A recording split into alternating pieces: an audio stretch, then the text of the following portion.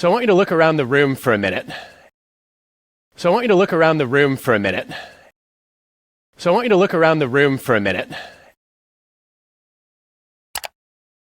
And try to find the most paranoid person here. And try to find the most paranoid person here. And try to find the most paranoid person here. And then I want you to point at that person for me. And then I want you to point at that person for me. And then I want you to point at that person for me. Okay, don't actually do it. Okay, don't actually do it. Okay, don't actually do it. But as an organizational psychologist, I spend a lot of time in workplaces. But as an organizational psychologist, I spend a lot of time in workplaces. But as an organizational psychologist, I spend a lot of time in workplaces. And I find paranoia everywhere. And I find paranoia everywhere. And I find paranoia everywhere. Paranoia is caused by people that I call takers. Paranoia is caused by people that I call takers. Paranoia is caused by people that I call takers. Takers are self-serving in their interactions. Takers are self-serving in their interactions. Takers are self-serving in their interactions. It's all about what can you do for me. It's all about what can you do for me. It's all about what can you do for me. The opposite is a giver. The opposite is a giver. The opposite is a giver. It's somebody who approaches most interactions by asking, what can I do for you? It's somebody who approaches most interactions by asking, what can I do for you? It's somebody who approaches most interactions by asking, what can I do for you? And I wanted to give you a chance to think about your own style. And I wanted to give you a chance to think about your own style. And I wanted to give you a chance to think about your own style. We all have moments of giving and taking. We all have moments of giving and taking. We all have moments of giving and taking. Your style is just how you treat most of the people most of the time. Your default. Your style is just how you treat most of the people most of the time. Your default. Your style is just how you treat most of the people most of the time. Your default. So I have a short test that you can take to figure out if you're more of a giver or a taker, and you can take it right now. So I have a short test that you can take to figure out if you're more of a giver or a taker, and you can take it right now. So I have a short test that you can take to figure out if you're more of a giver or a taker, and you can take it right now. This is the only thing I will say today that has no data behind it. This is the only thing I will say today that has no data behind it. This is the only thing I will say today that has no data behind it. But I am convinced the longer it takes you to laugh at this cartoon, but I am convinced the longer it takes you to laugh at this cartoon, but I am convinced the longer it takes you to laugh at this cartoon, the more worried we should be that you're a taker. The more worried we should be that you're a taker. The more worried we should be that you're a taker. Of course, not all takers are narcissists. Of course, not all takers are narcissists. Of course, not all takers are narcissists. Some are just givers who got burned one too many times. Some are just givers who got burned one too many times. Some are just givers who got burned one too many times. And then there's another kind of taker that we won't be addressing today, and that's called a psychopath. And then there's another kind of taker that we won't be addressing today, and that's called a psychopath. And then there's another kind of taker that we won't be addressing today, and that's called a psychopath. I was curious, though, about how common these extremes are, and so I surveyed over 30,000 people across industries around the world's cultures. I was curious, though, about how common these extremes are, and so I surveyed over 30,000 people across industries around the world's cultures. I was curious, though, about how common these extremes are, and so I surveyed over 30,000 people across industries around the world's cultures. And I found that most people are right in the middle between giving and taking. And I found that most people are right in the middle between giving and taking. And I found that most people are right in the middle between giving and taking. They choose this third style called matching. They choose this third style called matching. They choose this third style called matching. If you're a matcher, you try to keep an even balance of give and take, quid pro quo. If you're a matcher, you try to keep an even balance of give and take, quid pro quo. If you're a matcher, you try to keep an even balance of give and take, quid pro quo. I'll do something for you if you do something for me. I'll do something for you if you do something for me. I'll do something for you if you do something for me. And that seems like a safe way to live your life. And that seems like a safe way to live your life. And that seems like a safe way to live your life. But is it the most effective and productive way to live your life? But is it the most effective and productive way to live your life? But is it the most effective and productive way to live your life? The answer to that question is a very definitive maybe. The answer to that question is a very definitive maybe. The answer to that question is a very definitive maybe. Now, I studied dozens of organizations, thousands of people. Now, I studied dozens of organizations, thousands of people. Now, I studied dozens of organizations, thousands of people. I had engineers measuring their productivity. I had engineers measuring their productivity. I had engineers measuring their productivity. I looked at medical students' grades, even salespeople's revenue. I looked at medical students' grades, even salespeople's revenue. I looked at medical students' grades, even salespeople's revenue. And unexpectedly, the worst performers in each of these jobs were the givers. And unexpectedly, the worst performers in each of these jobs were the givers. And unexpectedly, the worst performers in each of these jobs were the givers. The engineers who got the least work done were the ones who did more favors than they got back.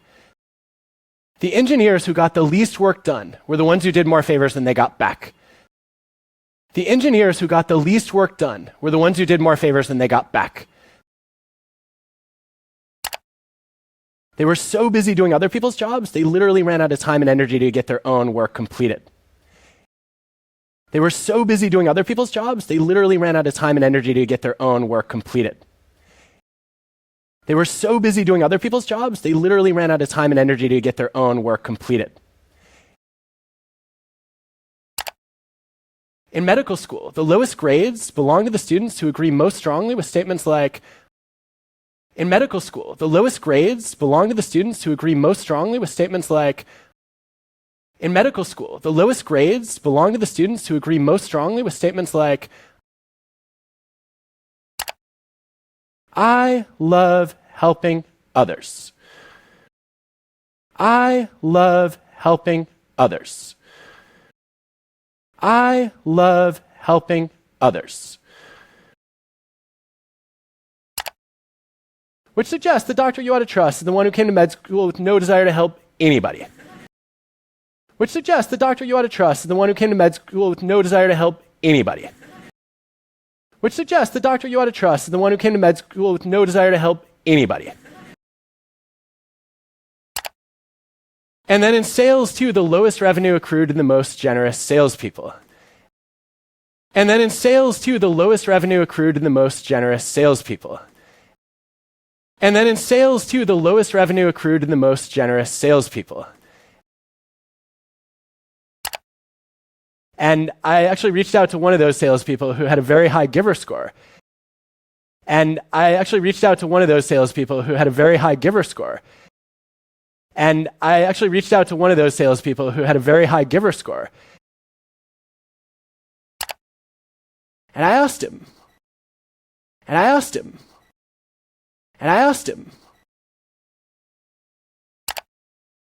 why do you suck at your job? I didn't ask it that way, but why do you suck at your job? I didn't ask it that way, but why do you suck at your job? I didn't ask it that way, but what's the cost of generosity in sales? What's the cost of generosity in sales?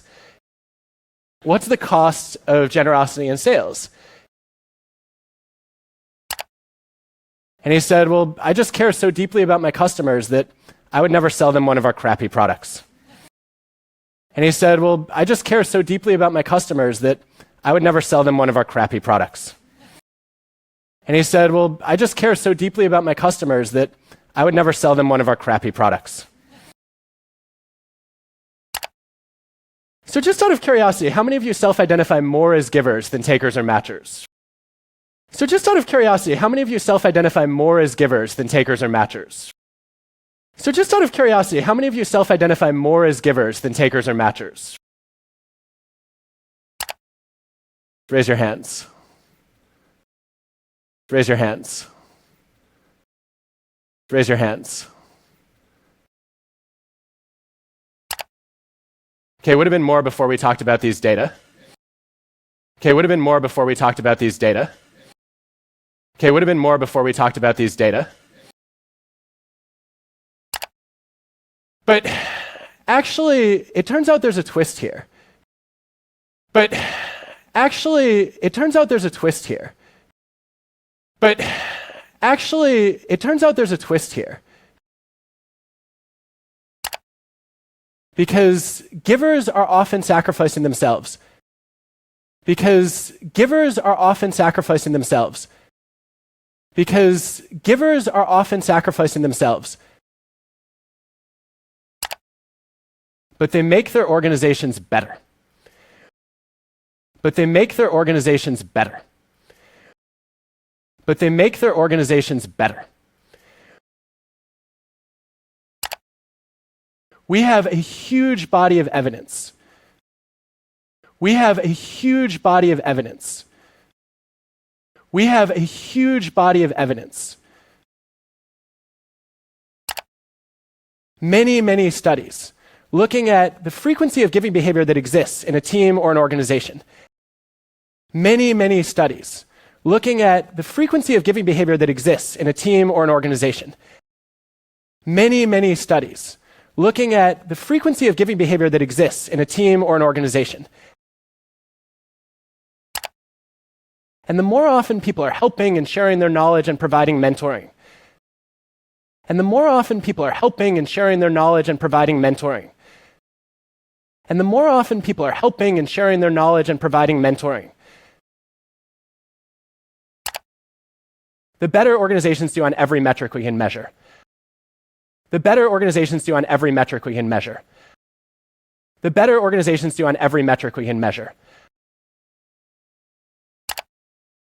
Higher profits, customer satisfaction, employee retention, even lower operating expenses. Higher profits, customer satisfaction, employee retention, even lower operating expenses. Higher profits, customer satisfaction, employee retention, even lower operating expenses. So givers spend a lot of time trying to help other people and improve the team. So givers spend a lot of time trying to help other people and improve the team. So givers spend a lot of time trying to help other people and improve the team. And then unfortunately they suffer along the way. And then unfortunately they suffer along the way. And then unfortunately they suffer along the way. And I want to talk about what it takes to build cultures where givers actually get to succeed. And I want to talk about what it takes to build cultures where givers actually get to succeed. And I want to talk about what it takes to build cultures where givers actually get to succeed. So I wondered then, if givers are the worst performers, who are the best performers? So I wondered then, if givers are the worst performers, who are the best performers? So I wondered then, if givers are the worst performers, who are the best performers? And let me start with the good news. And let me start with the good news. And let me start with the good news. It's not the takers. It's not the takers. It's not the takers. Takers tend to rise quickly but also fall quickly in most jobs. Takers tend to rise quickly but also fall quickly in most jobs. Takers tend to rise quickly but also fall quickly in most jobs. And they fall at the hands of matchers. And they fall at the hands of matchers. And they fall at the hands of matchers. If you're a matcher, you believe in an eye for an eye, a just world. If you're a matcher, you believe in an eye for an eye, a just world. If you're a matcher, you believe in an eye for an eye, a just world. And so when you meet a taker, you feel like it's your mission in life. And so when you meet a taker, you feel like it's your mission in life. And so when you meet a taker, you feel like it's your mission in life to just punish the hell out of that person. To just punish the hell out of that person. To just punish the hell out of that person. And that way justice gets served. And that way justice gets served. And that way justice gets served.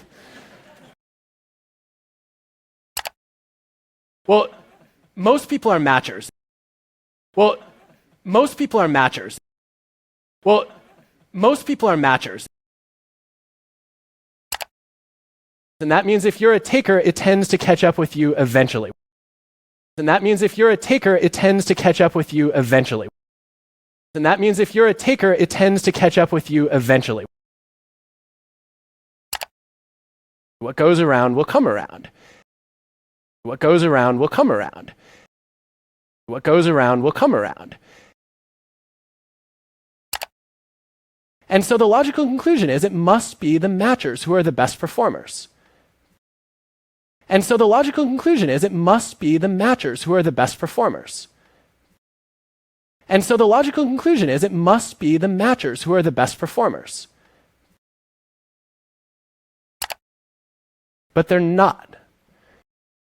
But they're not. But they're not. In every job, in every organization I've ever studied, the best results belong to the givers again. In every job, in every organization I've ever studied, the best results belong to the givers again. In every job, in every organization I've ever studied, the best results belong to the givers again. So take a look at some data that I gathered from hundreds of salespeople tracking their revenue. So take a look at some data that I gathered from hundreds of salespeople tracking their revenue. So take a look at some data that I gathered from hundreds of salespeople tracking their revenue. What you can see is that the givers go to both extremes. What you can see is that the givers go to both extremes. What you can see is that the givers go to both extremes. They make up the majority of the people who bring in the lowest revenue, but also the highest revenue. They make up the majority of the people who bring in the lowest revenue, but also the highest revenue. They make up the majority of the people who bring in the lowest revenue, but also the highest revenue. And the same patterns were true for engineers' productivity and medical students' grades.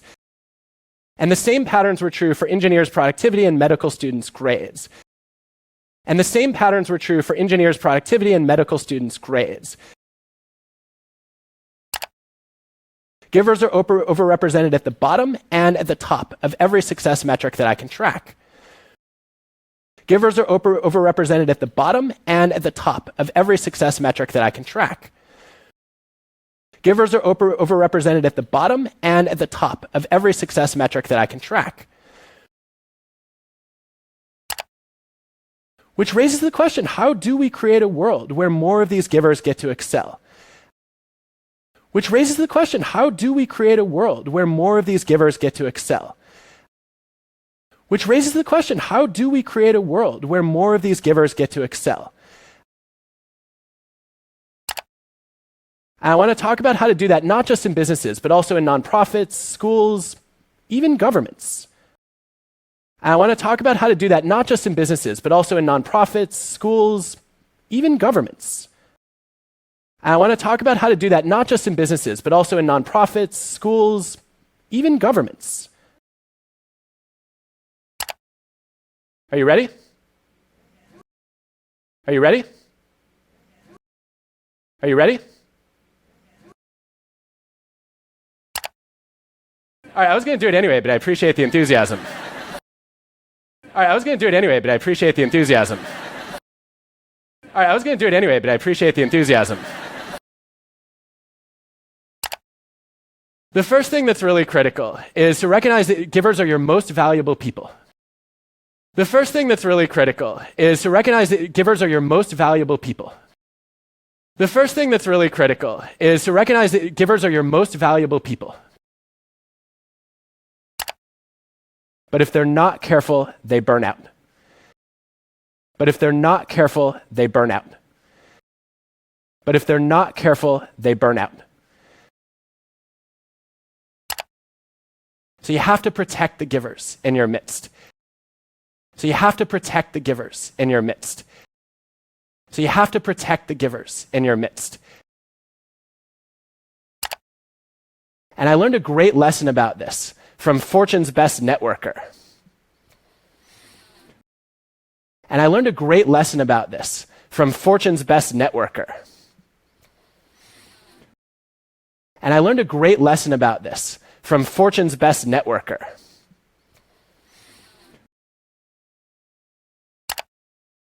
It's the guy, not the cat. It's the guy, not the cat. It's the guy, not the cat. His name is Adam Rifkin.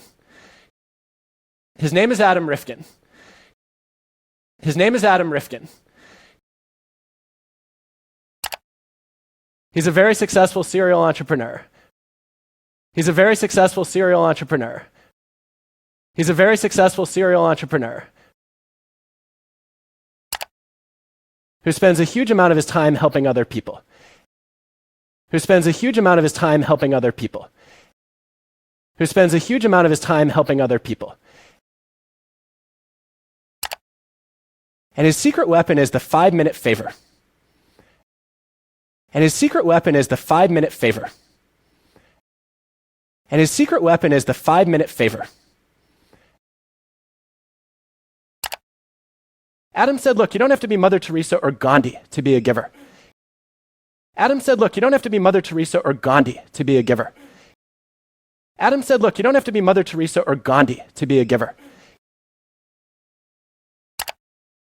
You just have to find small ways to add large value to other people's lives.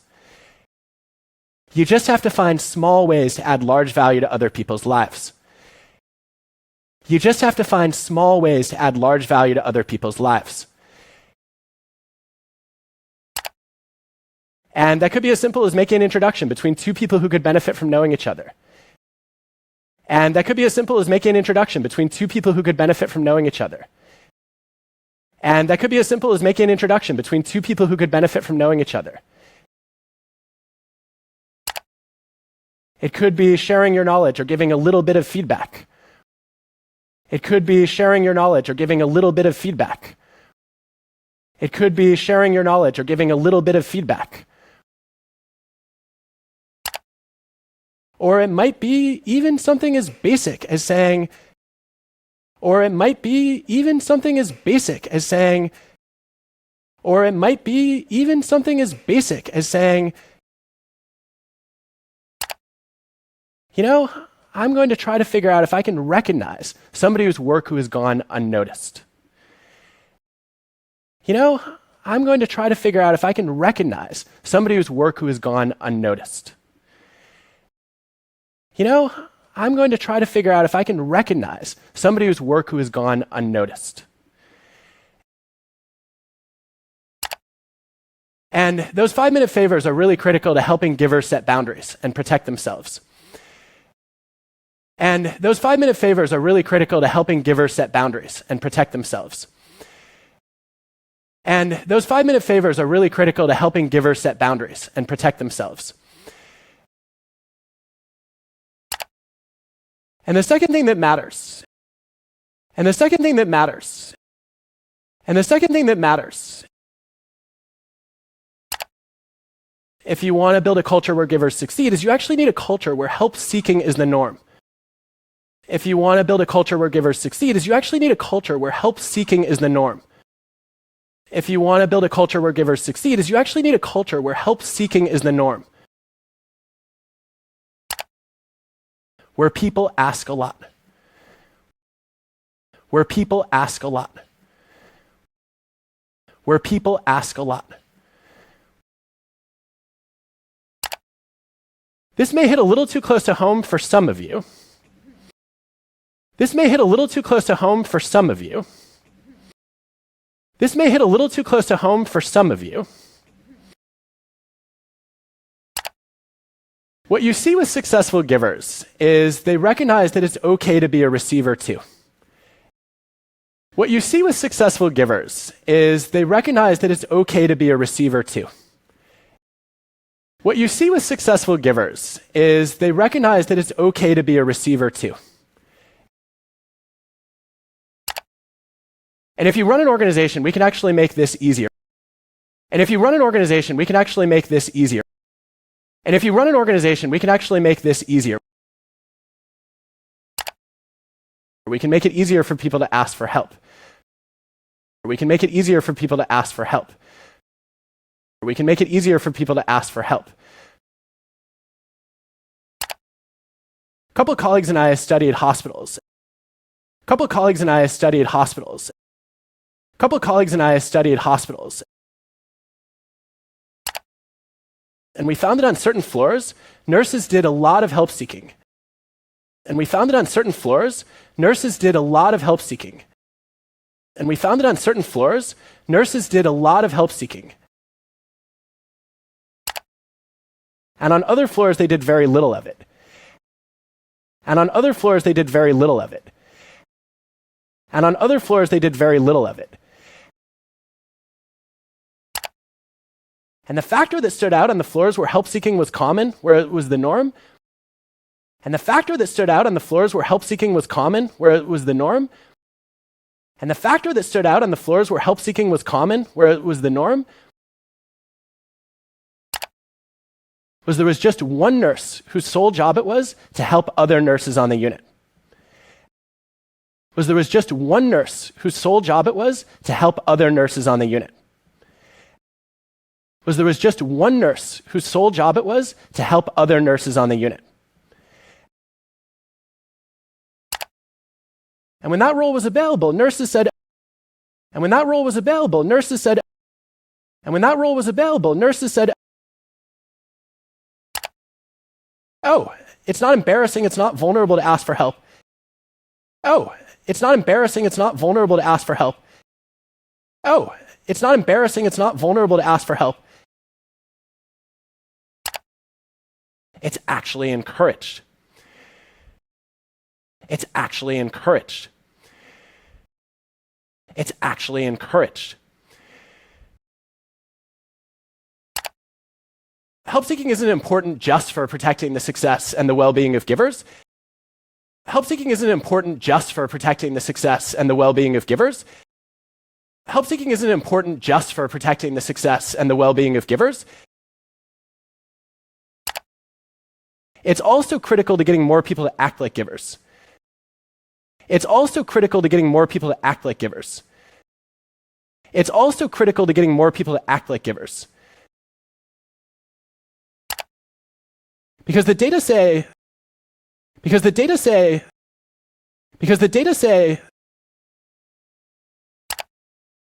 that somewhere between 75 and 90% of all giving in organizations starts with a request.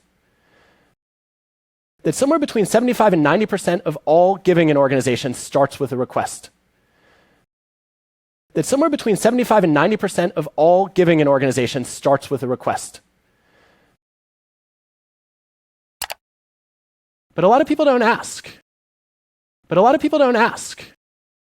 But a lot of people don't ask. They don't want to look incompetent. They don't want to look incompetent. They don't want to look incompetent.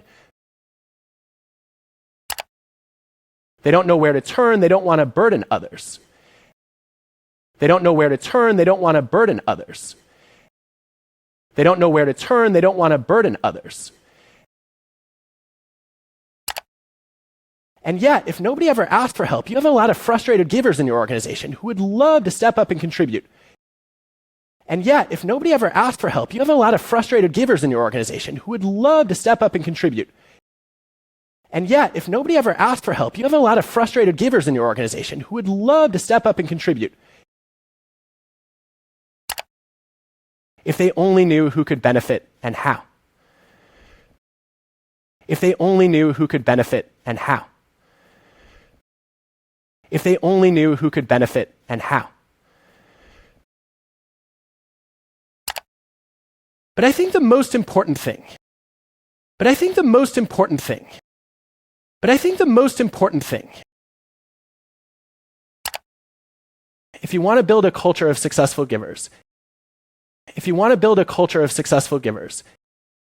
if you want to build a culture of successful givers, is to be thoughtful about who you let onto your team. Is to be thoughtful about who you let onto your team. Is to be thoughtful about who you let onto your team. I figured you want a culture of productive generosity, you should hire a bunch of givers. I figured you want a culture of productive generosity, you should hire a bunch of givers. I figured you want a culture of productive generosity, you should hire a bunch of givers. But I was surprised to discover, actually, that that was not right. But I was surprised to discover, actually, that that was not right. But I was surprised to discover, actually, that that was not right. That the negative impact of a taker on a culture is usually double to triple the positive impact of a giver. That the negative impact of a taker on a culture is usually double to triple the positive impact of a giver. That the negative impact of a taker on a culture is usually double to triple the positive impact of a giver. Think about it this way. Think about it this way. Think about it this way. One bad apple can spoil a barrel. One bad apple can spoil a barrel. One bad apple can spoil a barrel. But one good egg just does not make a dozen. But one good egg just does not make a dozen. But one good egg just does not make a dozen. I don't know what that means. I don't know what that means. I don't know what that means. But I hope you do. But I hope you do. But I hope you do. No, let even one taker into a team. No, let even one taker into a team. No, let even one taker into a team. And you will see that the givers will stop helping. And you will see that the givers will stop helping. And you will see that the givers will stop helping. They'll say, I'm surrounded by a bunch of snakes and sharks. They'll say, I'm surrounded by a bunch of snakes and sharks. They'll say, I'm surrounded by a bunch of snakes and sharks. Why should I contribute? Why should I contribute? Why should I contribute? Whereas if you let one giver into a team, you don't get an explosion of generosity. Whereas if you let one giver into a team, you don't get an explosion of generosity. Whereas if you let one giver into a team, you don't get an explosion of generosity. More often people are like,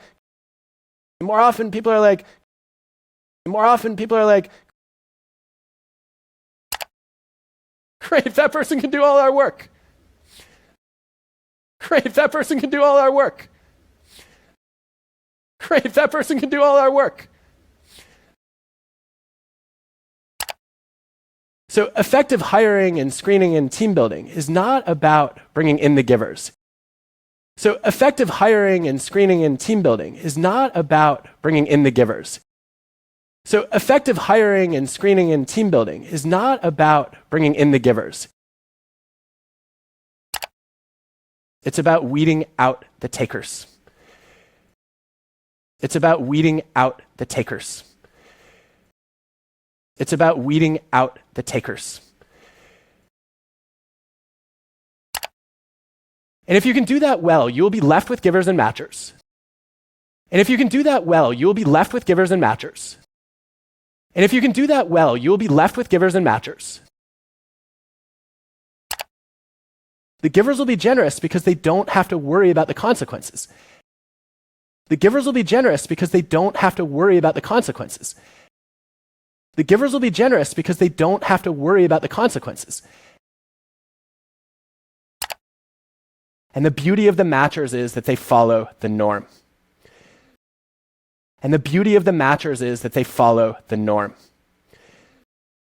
And the beauty of the matchers is that they follow the norm. So how do you catch a taker before it's too late? So how do you catch a taker before it's too late? So how do you catch a taker before it's too late? We're actually pretty bad at figuring out who's a taker, especially on first impressions. We're actually pretty bad at figuring out who's a taker, especially on first impressions. We're actually pretty bad at figuring out who's a taker, especially on first impressions. And there's a personality trait that throws us off. And there's a personality trait that throws us off. And there's a personality trait that throws us off. It's called agreeableness. It's called agreeableness. It's called agreeableness. One of the major dimensions of personality across cultures. One of the major dimensions of personality across cultures. One of the major dimensions of personality across cultures. Agreeable people are warm and friendly. They're nice. They're polite. Agreeable people are warm and friendly. They're nice. They're polite. Agreeable people are warm and friendly. They're nice. They're polite. You find a lot of them in Canada. You find a lot of them in Canada. You find a lot of them in Canada. Where there was actually a national contest to come up with a new Canadian slogan and fill in the blank as Canadian as. Where there was actually a national contest to come up with a new Canadian slogan and fill in the blank as Canadian as. Where there was actually a national contest to come up with a new Canadian slogan and fill in the blank as Canadian as. And I thought the winning entry was going to be as Canadian as maple syrup or ice hockey. And I thought the winning entry was going to be as Canadian as maple syrup or ice hockey. And I thought the winning entry was going to be as Canadian as maple syrup or ice hockey. But no, Canadians voted for their new national slogan to be. But no, Canadians voted for their new national slogan to be. But no, Canadians voted for their new national slogan to be. I kid you not. I kid you not. I kid you not. As Canadian as possible under the circumstances. As Canadian as possible under the circumstances. As Canadian as possible under the circumstances. Now, for those of you who are highly agreeable or maybe slightly Canadian, now for those of you who are highly agreeable or maybe slightly Canadian, now for those of you who are highly agreeable or maybe slightly Canadian, you get this right away. You get this right away. You get this right away. How could I ever say I'm any one thing when I'm constantly adapting to try to please other people? How could I ever say I'm any one thing when I'm constantly adapting to try to please other people? How could I ever say I'm any one thing when I'm constantly adapting to try to please other people? Disagreeable people do less of it.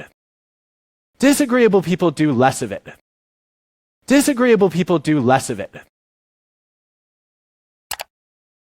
They're more critical, skeptical, challenging. They're more critical, skeptical, challenging. They're more critical, skeptical, challenging.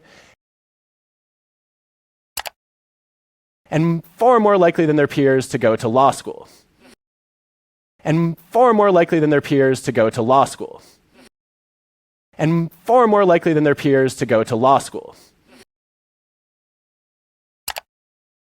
That's not a joke, that's actually an empirical fact. That's not a joke, that's actually an empirical fact. That's not a joke, that's actually an empirical fact. So I always assumed that agreeable people were givers. So I always assumed that agreeable people were givers. So I always assumed that agreeable people were givers.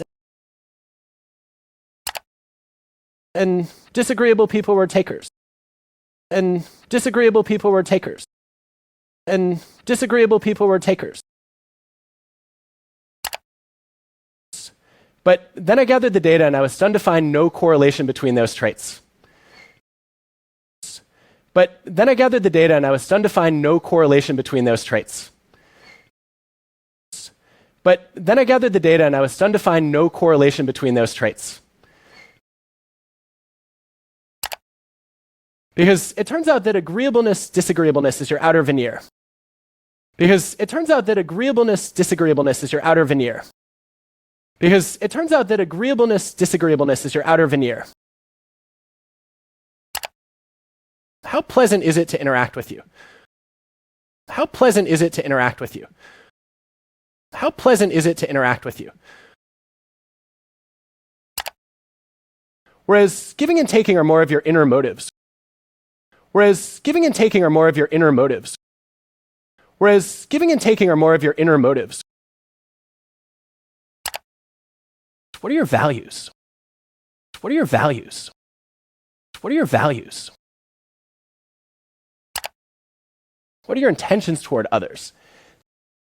What are your intentions toward others? What are your intentions toward others?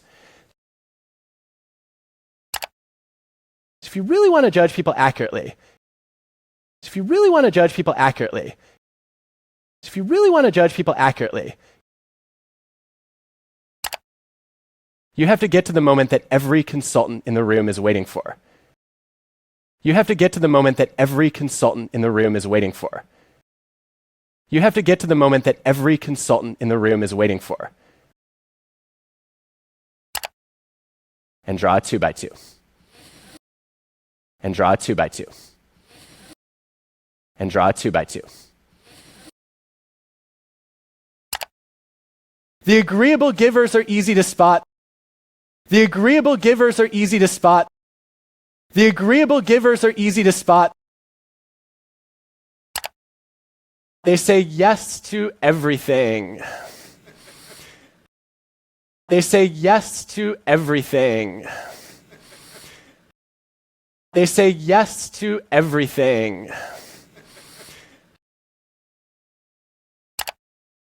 The disagreeable takers are also recognized quickly, although you might call them by a slightly different name. The disagreeable takers are also recognized quickly, although you might call them by a slightly different name. The disagreeable takers are also recognized quickly, although you might call them by a slightly different name.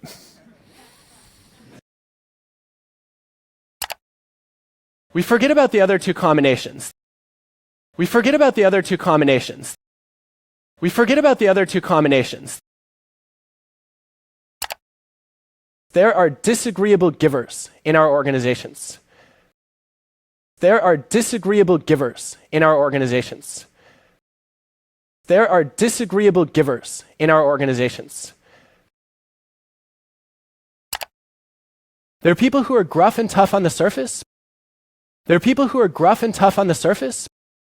There are people who are gruff and tough on the surface, but underneath have others' best interests at heart. But underneath have others' best interests at heart. But underneath have others' best interests at heart.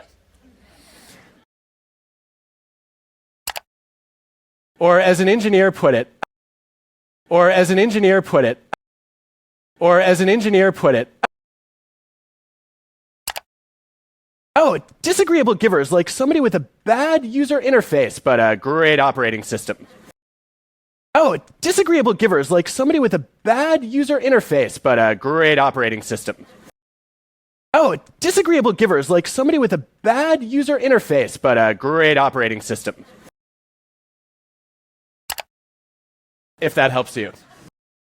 If that helps you. If that helps you. Disagreeable givers are the most undervalued people in our organizations. Disagreeable givers are the most undervalued people in our organizations. Disagreeable givers are the most undervalued people in our organizations. Because they're the ones who give the critical feedback. Because they're the ones who give the critical feedback. Because they're the ones who give the critical feedback that no one wants to hear, but everyone needs to hear. That no one wants to hear, but everyone needs to hear. That no one wants to hear, but everyone needs to hear. We need to do a much better job valuing these people. We need to do a much better job valuing these people. We need to do a much better job valuing these people.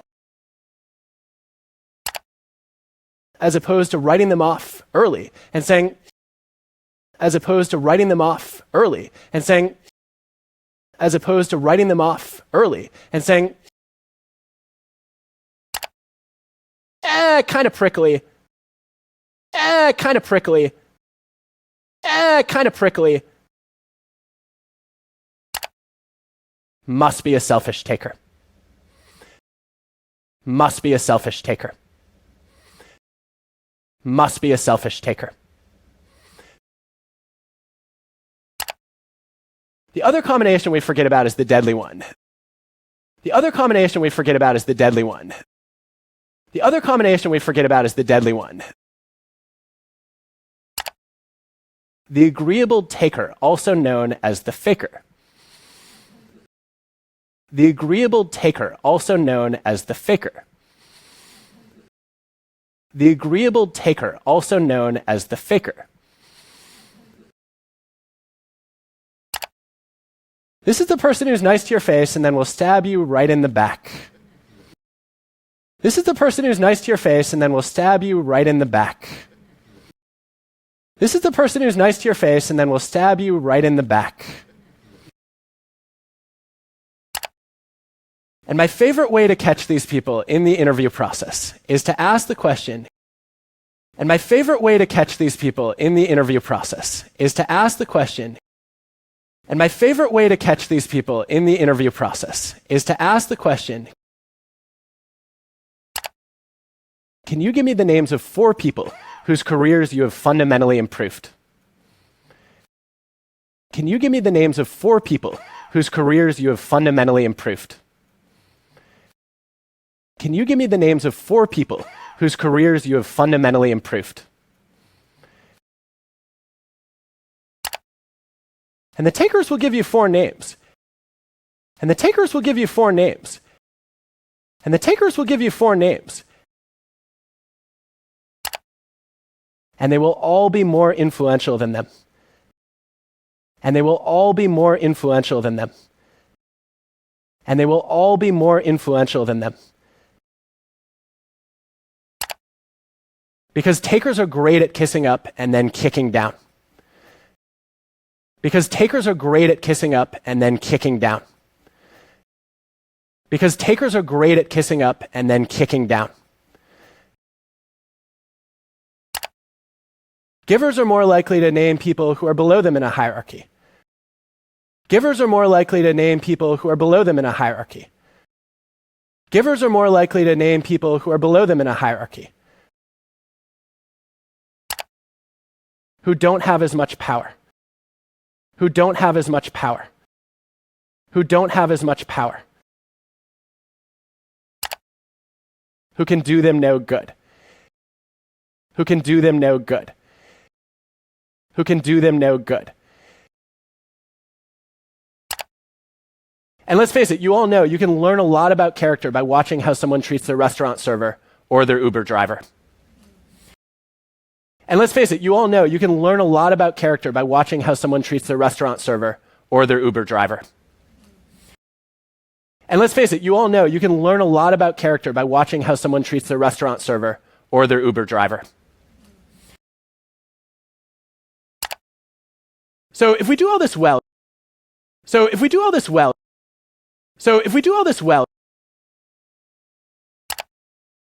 we can weed takers out of organizations, if we can weed takers out of organizations, if we can weed takers out of organizations,